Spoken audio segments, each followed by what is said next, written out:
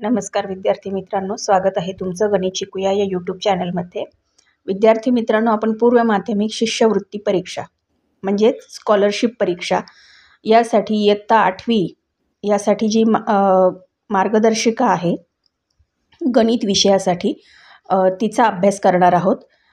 त्यातील घटक, त्या घटकांवरती आधारित उदाहरणे यांचा आपण अभ्यास करणार आहोत। चला तर मग व्हिडिओला सुरुवात करूयात। तत्पूर्वी तुम्हाला एक विनंती आहे, तुम्ही जर चॅनलला नवीन नसाल तर चॅनलला सबस्क्राईब करा, व्हिडिओला लाईक शेअर करा आणि नोटिफिकेशनचं बेल आयकॉन दाबा, जेणेकरून तुम्हाला सर्व नोटिफिकेशन्स वेळेवर मिळत जातील। चला तर मग सुरुवात करूयात। प्रश्न क्रमांक 16 बघा काय आहे। काटकोन त्रिकोण ABC मध्ये BM लंब AC असून कोन A बरोबर 30 अंश आणि AC बरोबर 16 सेंटीमीटर, तर BC बरोबर किती? इथे तुम्हाला एक त्रिकोण दिसतोय ABC, त्यामध्ये बी कोण जो आहे तो किती अंशाचा आहे? तो आहे 90 अंशाचा कोण आहे।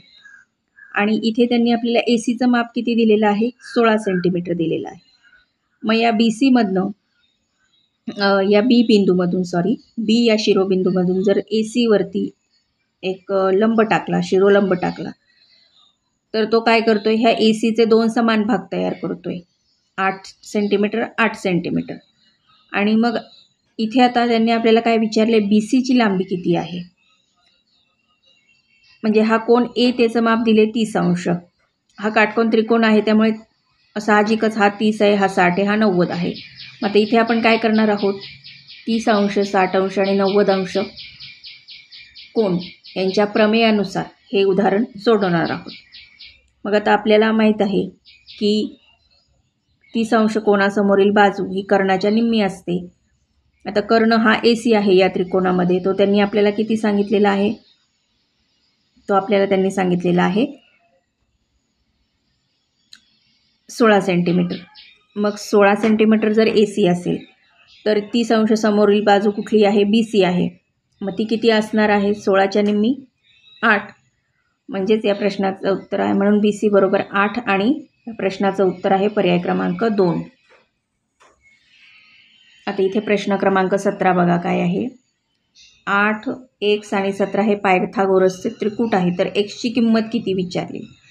मग आता आपण काय करायचं? ह्या दिलेल्या ज्या किमती आहेत त्या सगळ्या काय करायच्या? पायथागोरसच्या प्रमेयामध्ये ठेवायच्या आणि उत्तर पुढे प्रश्न सोडवायचा, आपल्याला उत्तर मिळतं। x बरोबर आपल्याला 15 मिळालेले आहेत, म्हणजेच या प्रश्नाचा पर्याय क्रमांक आहे 4। आता प्रश्न क्रमांक 18 बघा। खालीलपैकी संख्यांचा कोणता समूह पायथागोरसचे त्रिकूट आहे? आता हे सोडवायचं, मग आपल्याला उत्तर मिळतं पर्याय क्रमांक 3 6 8 आणि 10।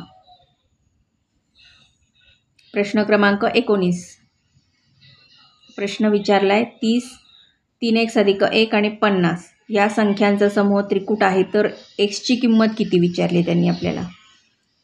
मग आपल्याला पायथागोरसचं प्रमेयच वापरायचं आहे, त्यामध्ये ह्या किमती ठेवायच्या आहेत आणि पर्याय आपल्याला काय करायचं आहे?